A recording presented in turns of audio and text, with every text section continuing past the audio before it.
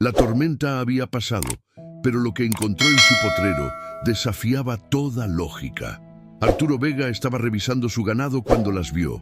Dos cuerpos inmóviles en el lodo cerca de la cerca de madera. Incluso desde lejos, algo no cuadraba en su tamaño.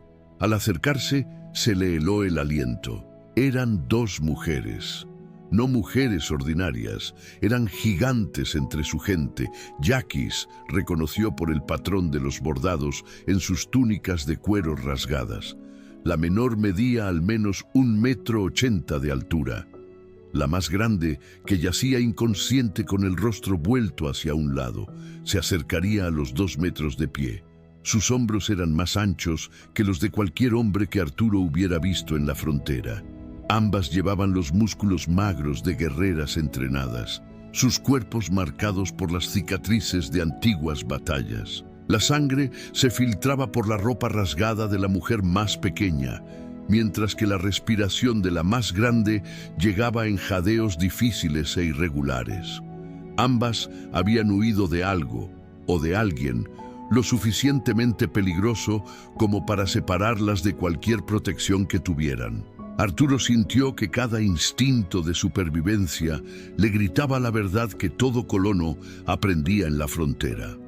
Ayudar a los yaquis significaba la muerte. Era la ley no escrita de esta tierra implacable. Los colonos habían sido colgados por mucho menos que eso.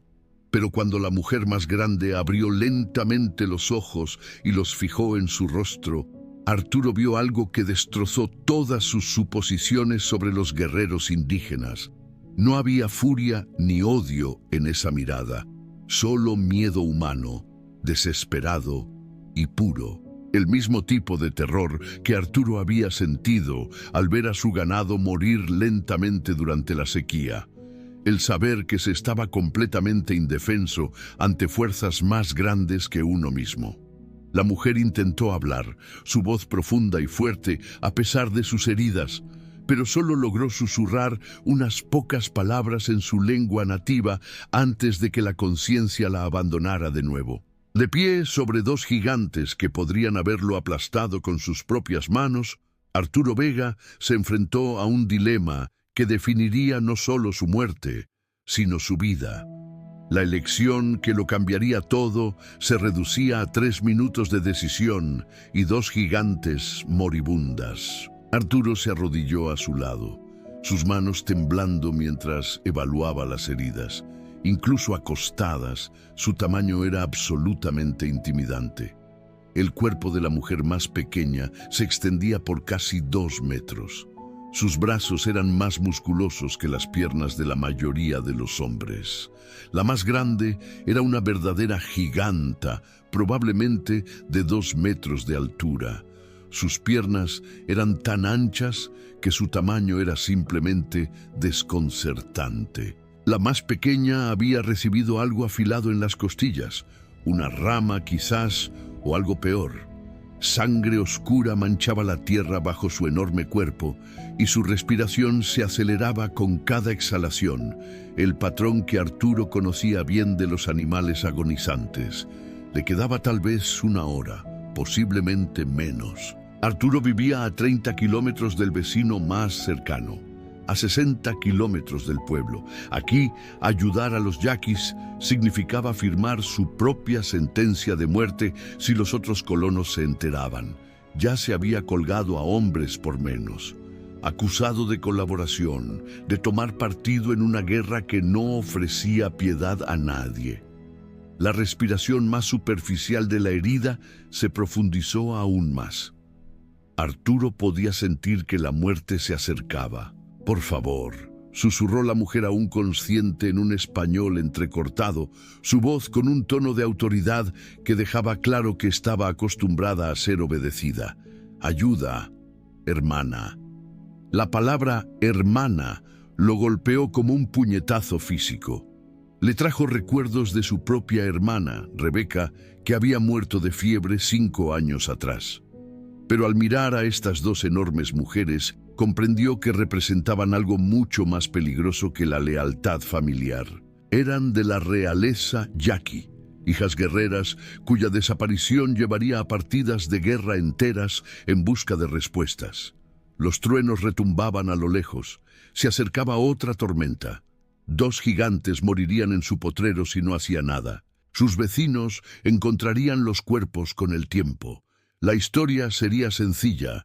Había disparado en defensa propia contra intrusos. Esa narrativa lo protegería. Quizás incluso le ganaría el respeto en el pueblo. Pero mientras miraba el rostro de la mujer consciente, pómulos altos, desgastados por el viento, ojos oscuros que solo contenían una aceptación resignada, sin súplica, algo se rompió dentro de Arturo. No se trataba de yaquis o colonos, se susurró a sí mismo. Se trataba de 2 seres humanos desangrándose mientras yo calculaba el costo de mi alma. «Maldita sea», murmuró, deslizando sus brazos bajo los hombros de la mujer herida. Era increíblemente pesada, músculo sólido bajo la tela rasgada. Su cuerpo inconsciente pesaba más que un caballo adulto. La mujer consciente luchó por ponerse de pie, tambaleándose pero decidida a ayudar a cargar a su hermana. Su imponente altura hacía que Arturo se sintiera como un niño a su lado. Juntos se dirigieron hacia su cabaña. Cada paso parecía caminar hacia un precipicio. El peso de la mujer herida casi lo aplasta, a pesar de la ayuda de la giganta sana. Detrás de ellos, el viento arreciaba, trayendo el olor a lluvia y algo más. Nubes de polvo que podrían significar jinetes acercándose desde la cresta sur. Al llegar a la puerta, Arturo se dio cuenta de que la entrada era demasiado estrecha para los anchos hombros de la mujer herida. Tendrían que girarla de lado, con cuidado, para no empeorar sus heridas. «Vienen», susurró la mujer consciente, apretando aún más las piernas de su hermana mientras observaba el horizonte. Su voz sonaba tensa, como una cuerda a punto de romperse. Poco después aparecieron jinetes en la cresta como depredadores rastreando una presa herida. 5 guerreros yaquis se sentaron inmóviles en sus caballos, examinando el valle de abajo. Arturo podía ver la pintura de guerra en sus rostros y los rifles en sus espaldas. Apretó la espalda contra la pared de la cabaña, espiando por una rendija de las persianas. Su corazón martilleaba contra sus costillas. «¡Su hermana!», le susurró Arturo a la mujer, que se presentó como Itzel. «¿Qué hizo? ¿Por qué las están cazando?». La mandíbula de Itzel se tensó mientras presionaba un paño rasgado contra la herida de su hermana. «Xochitl se negó a casarse», dijo simplemente. «El hijo del jefe la quería como esposa. Ella dijo que no». La sencillez de aquello golpeó a Arturo como un puñetazo en el estómago. Una mujer que se niega a casarse. Ahora ambas estaban marcadas para morir o ser capturadas. A través de la ventana, vio al guerrero principal levantar la mano, señalando directamente la cabaña de Arturo. Habían encontrado el rastro de sangre. «¿Cuántas balas tienes?», preguntó Itzel, revisando el cuchillo de su cinturón con una falta de práctica que sugería que un arma no era su primera opción. Arturo contó su munición: 16 cartuchos para su rifle, 8 para su pistola, contra 5 luchadores experimentados que conocían el terreno mejor que él jamás lo haría. «No es suficiente», admitió. Los ojos de Xochitl se abrieron de golpe, desenfocados y brillantes por la fiebre. Habló rápidamente en yaqui a su hermana, su voz urgente a pesar de la debilidad. Itzel parpadeó mientras su expresión se profundizaba en algo que parecía desolación. «¿Qué dijo?», exigió Arturo. «Los guerreros no están aquí por nosotras», dijo Itzel lentamente, sus ojos oscuros pareciendo medir si Arturo podría soportar la verdad. «Están aquí por ti». Las palabras no tenían sentido. Arturo nunca había hecho daño a los yaquis, nunca había robado sus tierras ni matado a su gente. Su rancho estaba en territorio comprado legalmente al gobierno territorial, aunque sabía que eso significaba poco para quienes habían vivido aquí primero. «¿Por qué?», preguntó Arturo. Itzel estudió su rostro como si midiera su alma. Hace 3 lunas, una niña Jackie fue encontrada al borde de la muerte cerca de un río, comenzó ella. Un hombre blanco la trajo a nuestra aldea, dejó medicinas y comida, nunca dijo su nombre, nunca pidió pago. Arturo contuvo el aliento. La niña junto al río. ¿Recuerdas ahora?, preguntó Itzel. No podía tener más de 14 años. Medio ahogada, ardiendo en fiebre. Arturo la había encontrado mientras revisaba sus trampas de agua. Se quedó con ella hasta que estuvo lo suficientemente fuerte como para viajar. Luego la guió hacia territorio yaqui antes de marcharse. Nunca se lo contó a nadie. Nunca esperó gratitud ni reconocimiento. Era la hija del jefe Tenoch, continuó Itzel. El jefe Tenoch juró una deuda de sangre a un hombre blanco anónimo que le salvó la vida. Pero algunos guerreros dicen que no tienen deudas con los colonos. Vienen a probar si la historia es cierta. El sonido de los cascos se acercaba. Arturo se dio cuenta con creciente horror de que no se trataba solo de un rescate casual. Se trataba de una deuda que ni siquiera sabía que existía. Una vida que había salvado sin entender las consecuencias. Fuera de su puerta los caballos se detuvieron. Una voz gritó en yaqui, exigente y autoritaria. Itzel le tendió la mano y le tocó el brazo, sus dedos fuertes y cálidos contra su piel. «Lo que hagas ahora», susurró en silencio, «decidirás si vives como amigo o mueres como enemigo». La puerta retumbó bajo un pesado puño. Una voz gritó en español. «Hombre blanco, sabemos que estás ahí. Sal ahora». Las manos de Arturo temblaban mientras agarraba su rifle. A su lado, Itzel ayudó a Xochitl a sentarse contra la pared. Ambas mujeres se preparaban para cualquier violencia que pudiera venir. Xochitl estaba pálida pero alerta, sus ojos oscuros, fijos en la puerta con una determinación implacable. «Si salgo, pueden matarme», susurró Arturo. «Si te quedas aquí, nos quemarán a todos», respondió Itzel. «No quemarán», dijo Itzel con firmeza. «Ponen a prueba tu valor, no buscan la guerra. Escucha». Otra voz se unió a la primera, más joven, más agresiva. «Ayudas a las mujeres que desafían al hijo del jefe. Eso te convierte en enemigo del pueblo yaqui». Arturo reconoció la trampa. Si admitía haber ayudado a Itzel y Xochitl, se posicionaría en contra del hijo del jefe. Si lo negaba, mentiría a guerreros que ya tenían pruebas de sus acciones. Cualquiera de los dos caminos conducía a la muerte. Pero entonces, las siguientes palabras de Itzel lo cambiaron todo. «Háblales de la niña del río», susurró. «Di su nombre, reclama la deuda de sangre». Le estaba pidiendo que reclamara la deuda, que se identificara como el hombre que salvó a la hija del jefe. Significaba arriesgar su vida por la palabra de una niña de 14 años de hacía meses, apostando a que su padre valoraba el honor por encima de la política. Los golpes se hicieron más insistentes. Por la ventana, Arturo vio a 2 guerreros caminando hacia su pequeño establo, donde guardaba sus caballos. El tiempo se agotaba. «Mi nombre es Arturo Vega», gritó a través de la puerta, su voz resonando más lejos de lo que esperaba. «Hace 3 lunas encontré a la hija del jefe Tenoch en las aguas del río y la traje a casa a salvo». Afuera reinó el silencio. Hasta el viento pareció contener la respiración. Cuando la voz regresó era diferente, más vieja, más mesurada. «Muéstrate, Arturo Vega, trae a las mujeres». Itzel asintió con la cabeza y ayudó a Xochitl a levantarse. Xochitl se tambaleó, pero se mantuvo en pie, con la mano presionada contra sus costillas vendadas. Juntos, los 3 se acercaron a la puerta. Arturo levantó la barra de madera y la abrió.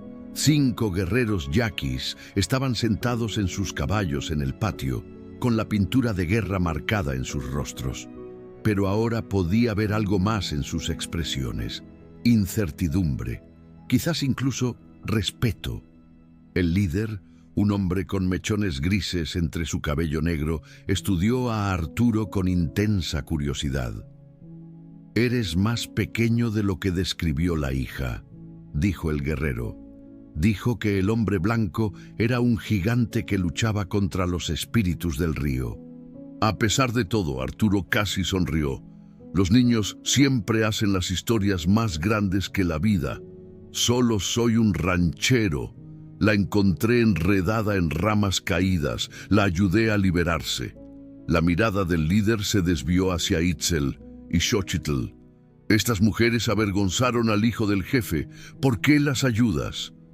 La pregunta flotaba en el aire como humo. Arturo sintió el peso de 3 vidas balanceándose en sus próximas palabras. Por la misma razón por la que ayudé a la hija del jefe, porque necesitaban ayuda. El guerrero de cabello gris lo observó durante un largo momento.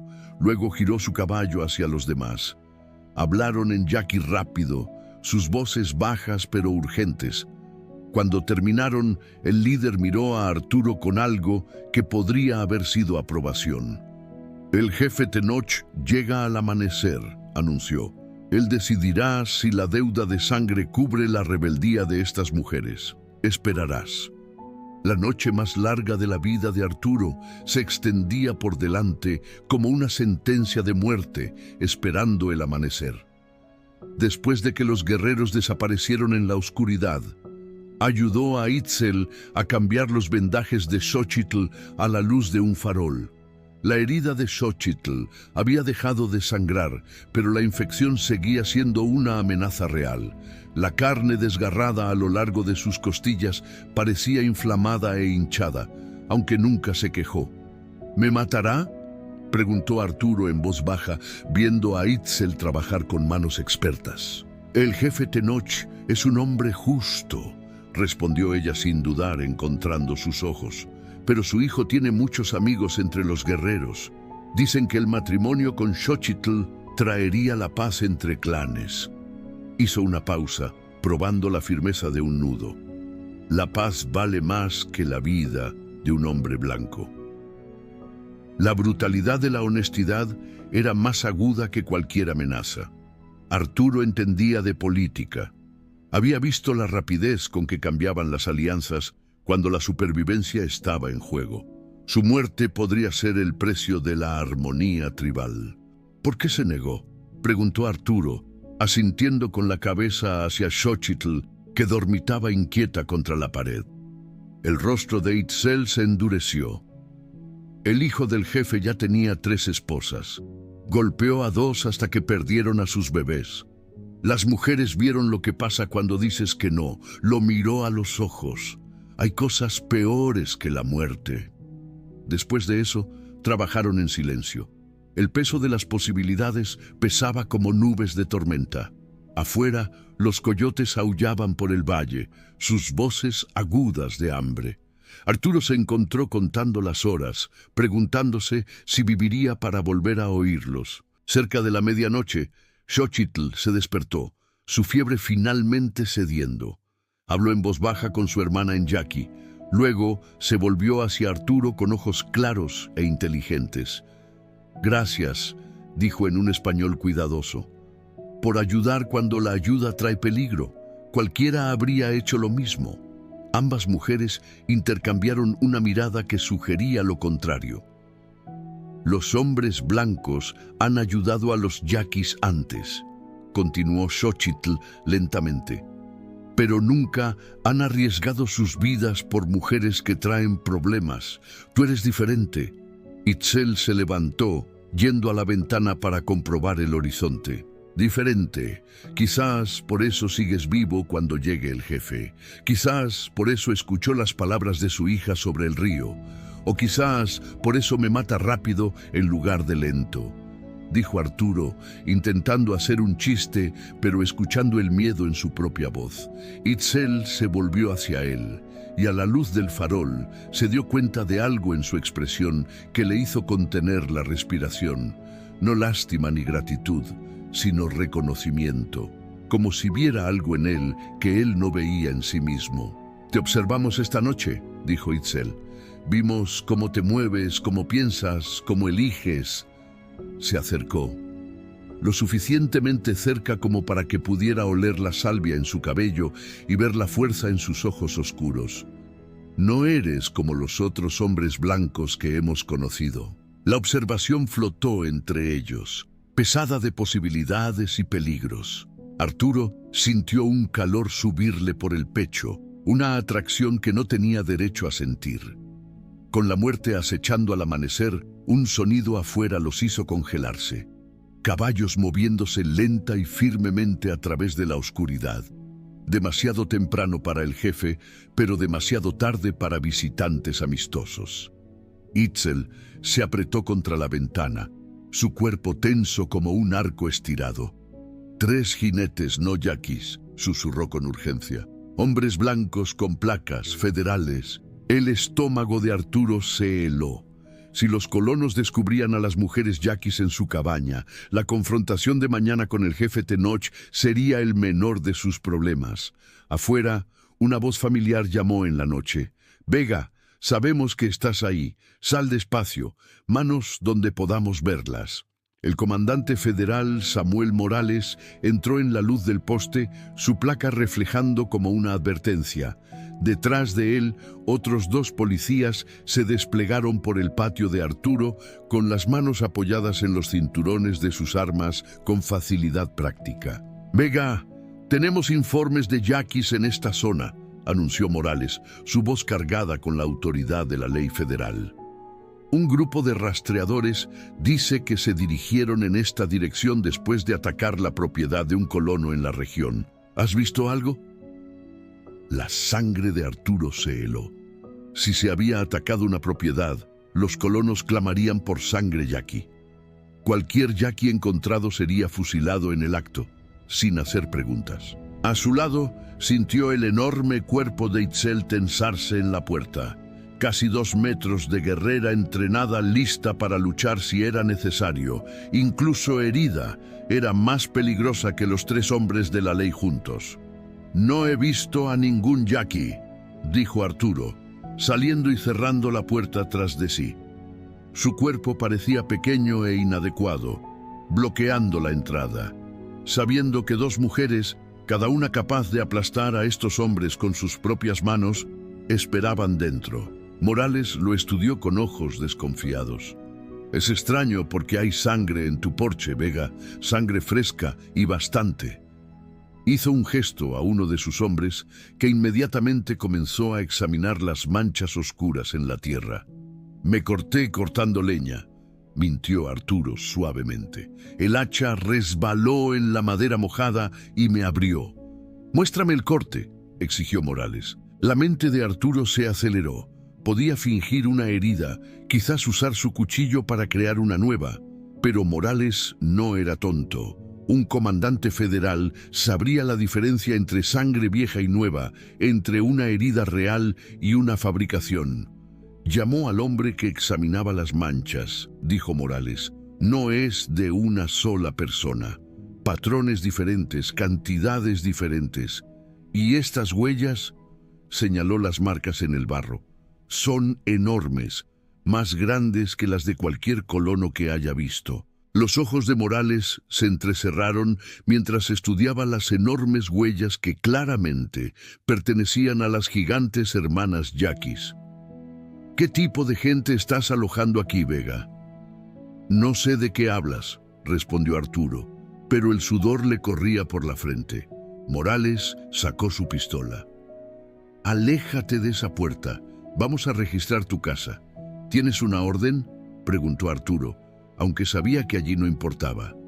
Los agentes federales hacían su propia ley, especialmente cuando cazaban yaquis. «No necesito una para indios asesinos», respondió Morales fríamente. «Apártate». Arturo sabía que tenía segundos antes de que descubrieran a Itzel y Xochitl. Cuando eso sucediera, los 3 estarían muertos. Las mujeres gigantes por ser yaquis. Arturo por albergarlas, una acusación de colaboración que sería su sentencia de muerte. Pero cuando Morales se acercó a la puerta, Arturo tomó una decisión desesperada. «Espera», gritó. «Tienes razón, hay yaquis aquí. 2 mujeres gravemente heridas vinieron en busca de ayuda». El arma de Morales giró en su dirección. «¿Admites albergar a hostiles?» «Admito haber ayudado a 2 seres humanos moribundos», dijo Arturo con firmeza. «Lo mismo que haría por cualquier otra persona». El rostro del comandante se contrajo de disgusto. «Simpatizante de los yaquis, te colgarán por esto, Vega». Detrás de la puerta, Arturo oyó movimiento. Las hermanas gigantes se preparaban para la batalla. Pero antes de que nadie pudiera actuar, uno de los hombres de Morales gritó con urgencia desde la cresta: «Jinetes acercándose, muchos de ellos, del norte». Morales se giró hacia el sonido, su arma olvidada por un momento. A lo lejos, el sonido de caballos acercándose se hacía cada vez más fuerte. «Podrían ser más yaquis», murmuró Morales. Luego alzó la voz a sus hombres: «Posiciones defensivas, nos ocuparemos de Vega después de ver quién viene».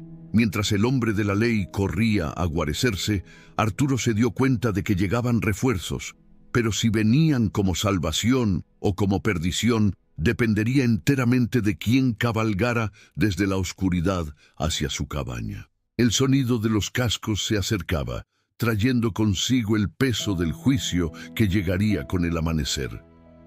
Los jinetes que surgieron de la oscuridad no eran yaquis. Eran más agentes federales, refuerzos que Morales había solicitado.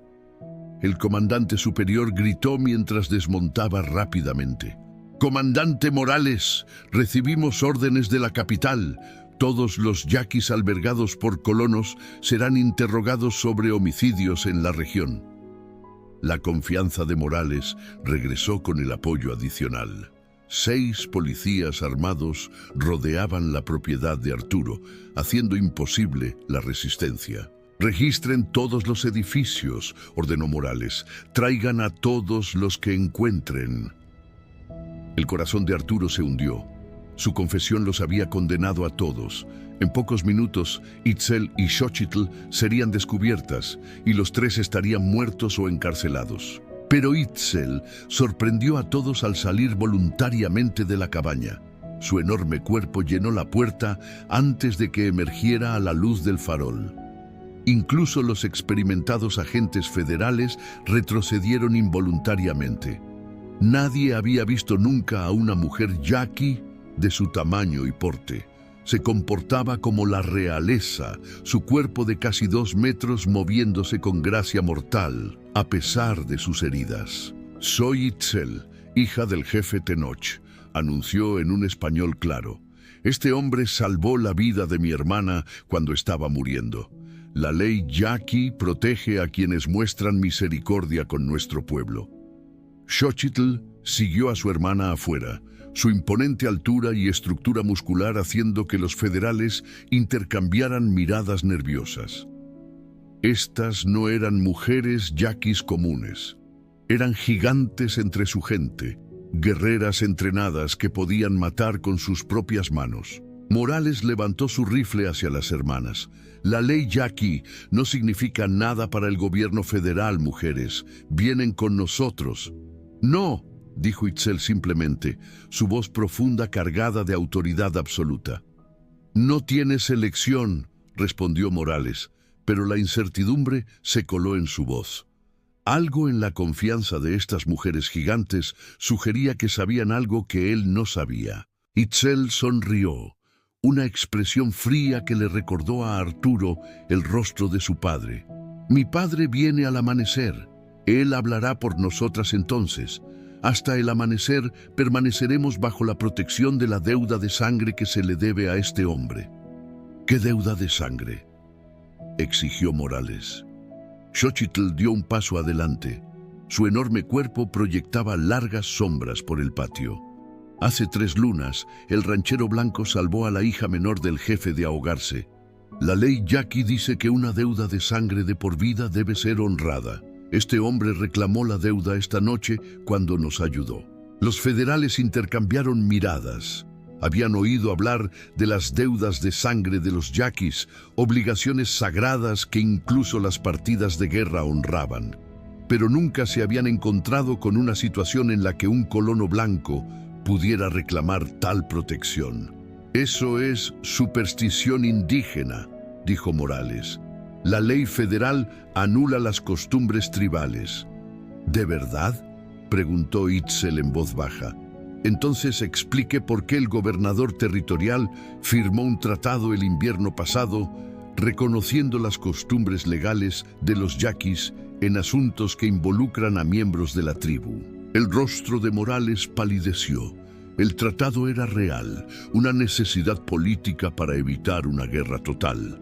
Si estas mujeres eran realmente las hijas del jefe Tenoch, y si Arturo podía probar que había salvado a otra hija, entonces la ley federal se vería obligada a reconocer la deuda de sangre hasta que el propio jefe pudiera decidir al respecto.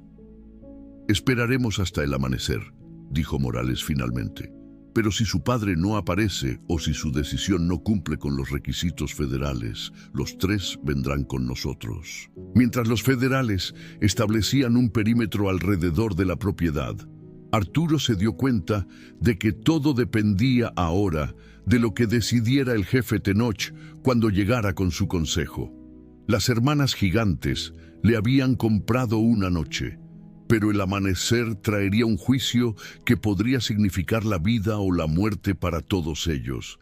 Itzel se acercó a Arturo. Su imponente presencia era a la vez protectora y reconfortante. «Papá es un hombre sabio», dijo en voz baja, «pero la sabiduría a veces exige decisiones muy difíciles». Mirando a los hombres armados que rodeaban su propiedad, Arturo comprendió que la decisión del jefe Tenoch no solo determinaría su destino. Sentaría un precedente sobre cómo interactuarían los yaquis y la ley federal en la frontera.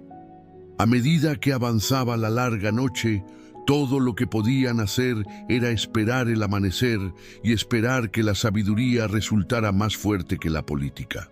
Cuando finalmente llegó el juicio, el amanecer surgió con el sonido de caballos acercándose, tal como Itzel había prometido. Arturo estaba de pie en su puerta, exhausto por una noche de insomnio pasada, observando a los federales patrullar su propiedad. Las hermanas gigantes mantuvieron su vigilia a su lado. Su imponente estructura servía tanto de protección como de recordatorio de lo que estaba en juego.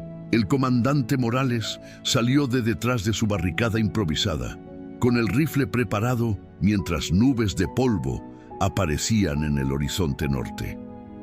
«Más vale que sea tu jefe», le gritó a Itzel, «porque si es una partida de guerra, empezaremos a disparar». Itzel se irguió en toda su intimidante altura.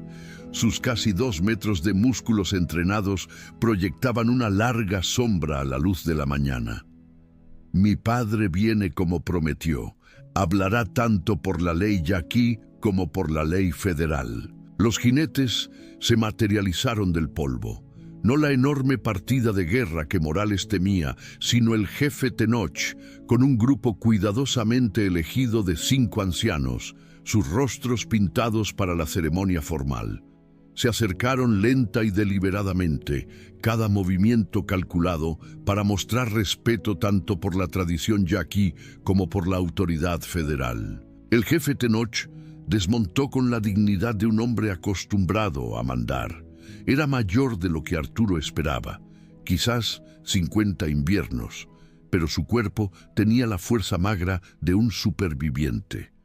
Sus ojos eran lo más llamativo, inteligentes, calculadores, completamente impávidos ante los federales armados que lo rodeaban. «Comandante Morales», dijo el jefe en un español perfecto, conociendo ya el nombre del hombre de la ley. «Usted mantiene a mis hijas como prisioneras. Esto crea problemas entre nuestros pueblos». Morales dio un paso adelante, su placa reflejando la luz del sol de la mañana. Sus hijas atacaron propiedades de colonos en la región. Se las busca para ser interrogadas por la ley federal. Morrison intentó apoderarse de mis hijas, respondió el jefe Tenoch con una calma peligrosa. Ellas defendieron su honor. La ley Yaqui justifica sus acciones. El Tratado Federal reconoce la ley Yaqui en asuntos que involucran a miembros de la tribu. La partida de ajedrez legal había comenzado. Arturo observó cómo dos negociadores expertos se rodeaban con palabras en lugar de armas, cada uno buscando una ventaja a través de la ley en lugar de la fuerza. Incluso si eso es cierto, dijo Morales, albergar fugitivos es un delito federal. Este ranchero infringió la ley al ayudarlas. El jefe Tenoch dirigió su atención a Arturo, estudiándolo con intensa concentración. Tú eres Arturo Vega. Hace 3 lunas salvaste a mi hija menor de ahogarse en el río. Sí, señor, logró decir Arturo, sintiendo el peso de todas las miradas sobre él. Por eso, la ley Yaqui dice: tengo una deuda de sangre contigo, vida por vida. La voz del jefe resonó por el patio con autoridad absoluta. Pero también salvaste a otras 2 de mis hijas cuando estaban muriendo. Eso complica mucho la deuda. Itzel se acercó a Arturo, su enorme cuerpo a la vez protector y solidario. Jefe, dijo formalmente, este hombre arriesgó todo para ayudarnos. Es digno del respeto yaqui. El jefe Tenoch asintió lentamente y luego metió la mano en su alforja y sacó algo que hizo que todos se quedaran helados. Un collar de hueso tallado y plata, del tipo que solo usan los miembros de más alto rango de la familia Yaqui. 3 vidas salvadas crean una obligación que va más allá de la simple deuda de sangre, anunció el jefe. Sus palabras llevaban el peso de la ley tribal. Arturo Vega, has demostrado ser digno de adopción por la familia Yaqui. Te has convertido en mi hijo por actos y honor. El rifle de Morales tembló en sus manos. No puedes simplemente declarar territorio mexicano como tierra indígena. El gobierno federal reconoce los derechos del tratado, interrumpió suavemente el jefe Tenoch. El tratado dice que los yaquis pueden adoptar miembros y reclamar tierras familiares. Su propia ley protege a los miembros adoptados de la familia yaqui de la persecución. La brillantez de la decisión golpeó a Arturo como un rayo. Con un solo movimiento, el jefe resolvió todos los problemas. Protección para sus hijas. Inmunidad legal para Arturo. Una forma de reclamar valiosas tierras de rancho bajo la ley del Tratado Federal. Arturo Vega, continuó el jefe, su voz resonando con autoridad. Aceptas la adopción. Aceptas a mis hijas como tus hermanas, a mi pueblo como tu pueblo. Mirando a Itzel y Xochitl, 2 gigantes guerreras que le habían confiado sus vidas, Arturo se dio cuenta de que esto era más que protección legal. Era transformación, pertenencia y la oportunidad de unir 2 mundos que solo habían conocido la guerra. Acepto, dijo claramente. El jefe Tenoch dio un paso adelante y colocó el collar alrededor del cuello de Arturo. Su peso parecía ser tanto cadenas como libertad. Morales enfundó su arma con evidente frustración, sabiendo que había sido completamente superado. Esto no ha terminado. Habrá investigaciones federales, dijo. Que vengan, respondió el jefe Tenoch con serena confianza. La ley yaqui es clara. El Tratado Federal honra la ley yaqui. Mi hijo y mis hijas están ahora bajo protección tribal. Pero mientras el jefe se preparaba para irse con los ancianos, se volvió hacia Arturo con algo que podría haber sido diversión en sus antiguos ojos. Hijo, dijo en voz baja, mañana vuelvo con una decisión diferente. Esta noche piensa cuidadosamente en lo que realmente significa la adopción. Al día siguiente, el jefe Tenoch regresó con la decisión que lo cambiaría todo para siempre. Arturo estaba en su patio, todavía con el collar de adopción que lo convertía en parte de la familia. Todavía inseguro sobre las enigmáticas palabras del jefe, sobre decisiones diferentes y lo que realmente significaban. A su lado, Itzel se erguía en toda su gloria de casi 2 metros, su enorme cuerpo proyectando sombras en el suelo mientras veía a su padre acercarse con un pequeño grupo de ancianos. Los meses que siguieron fueron una revelación. Su rancho en decadencia se transformó en un próspero puesto comercial donde las familias yaquis venían a intercambiar mercancías con los colonos blancos bajo la protección del Tratado Federal. Las hermanas gigantes demostraron ser invaluables. Su imponente presencia y su aguda mente para los negocios hicieron que las transacciones fueran fluidas y rentables. La increíble fuerza de Itzel ayudó en la construcción y el trabajo pesado que a Arturo le habría llevado semanas completar solo. Pero el éxito vino con complicaciones que no había previsto. Cada día que pasaba trabajando junto a Itzel, viéndola moverse con gracia mortal, a pesar de su imponente tamaño, sintiendo la inteligencia silenciosa detrás de sus ojos oscuros, notando la fuerza y el honor en cada acción, hacía que sus sentimientos por ella fueran imposibles de ignorar. Ahora era su hermana por ley yaqui, protegida por reglas que conllevaban sentencias de muerte por violación. Luchas con la adopción. Había observado Xochitl el día anterior. Su propio cuerpo de casi 2 metros hacía memorables las conversaciones ordinarias. La ley yaqui protege a la familia, pero algunas protecciones se convierten en prisiones. Ahora, mientras el jefe Tenoch desmontaba con dignidad ceremonial, Arturo se preguntaba si el anciano se había dado cuenta de la situación imposible que había creado.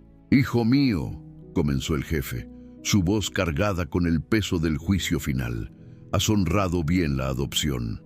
El pueblo yaqui ve tu valor, tu protección de quienes necesitaban refugio». Hizo una pausa, estudiando la expresión de Arturo. «Pero soy un hombre viejo, y los hombres viejos a veces resuelven un problema mientras crean otro». Arturo sintió que su corazón se aceleraba cuando la mirada calculadora del jefe se movió entre él e Itzel.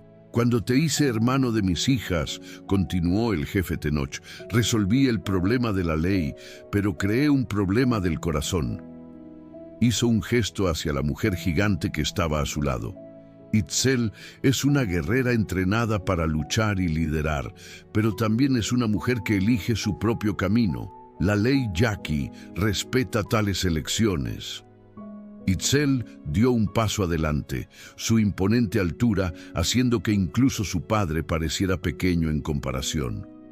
«Jefe», dijo formalmente, encontrando los ojos de Arturo directamente, «elijo hablar». «Habla entonces, hija», respondió el jefe.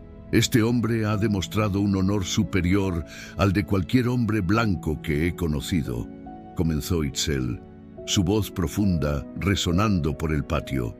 «Su corazón es sincero, su valor está probado, pero...» Hizo una pausa, encontrando los ojos de Arturo con una intensidad que lo dejó sin aliento. «Mi corazón no lo ve como un hermano, sino como un hombre digno de un vínculo diferente». El jefe Tenoch sonrió con esa misma expresión calculadora que había aterrorizado a los agentes federales.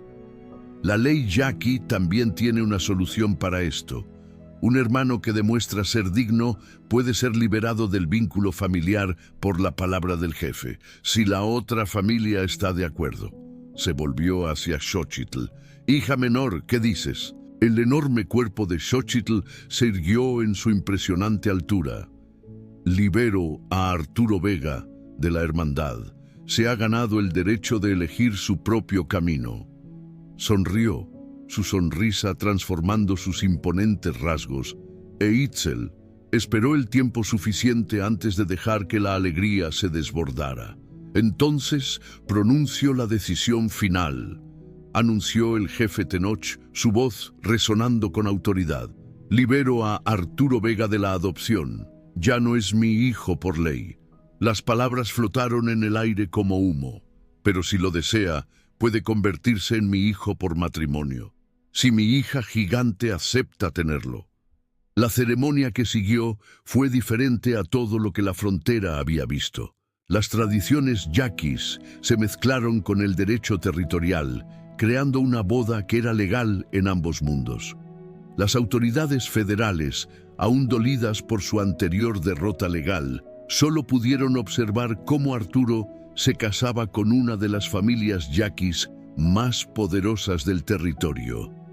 Xochitl sirvió como testigo. Su risa resonó por el valle mientras observaba la alegría de su hermana. De pie, con casi 2 metros de altura y vistiendo un traje de novia tradicional, Itzel era una visión que quitaba el aliento.